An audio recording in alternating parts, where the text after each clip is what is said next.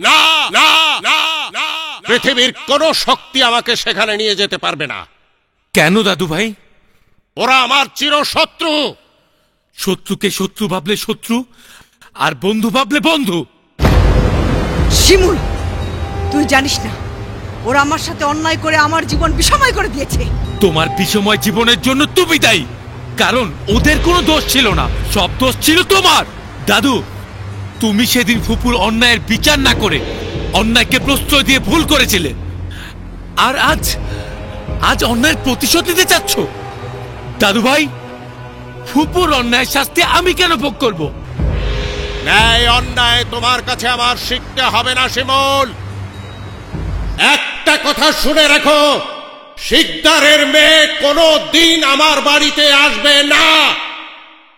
আসবে কি আসবে না সেটা আল্লাহ একমাত্র জানে, আর তাই তোমাকে আমি আল্লাহর দোহাই দিয়ে বলছি, তুমি ওদের কাছে ক্ষমা চেয়ে তুমি তোমার নাত বউকে নিয়ে এসো। ক্ষমা?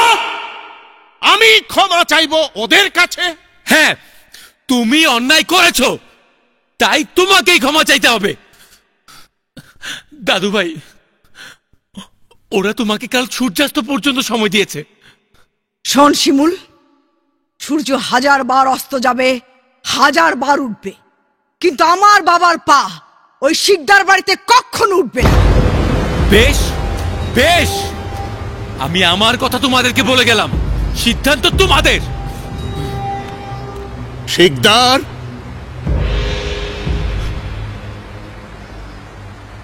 আমার মেয়ের মতো তোর মেয়ের জীবনেও আর কোনোদিন সুখের সূর্য উঠবে না।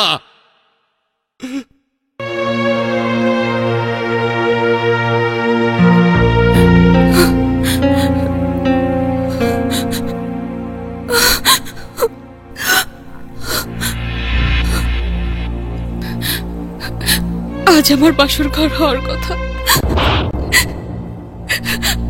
কিন্তু নিষ্ঠুর ভাগ্য আমাকে তা হতে দিল না।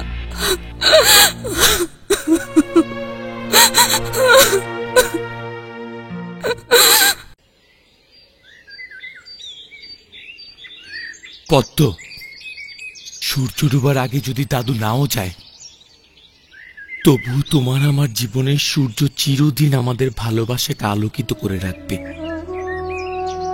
আর সেই আলোতেই একদিন আমাদের বাসর রচনা হবে। আর সূর্যাস্ত পর্যন্ত সময়। আল্লাহ, তুমি দাদুর মনে সুমতি দাও, সুমতি দাও।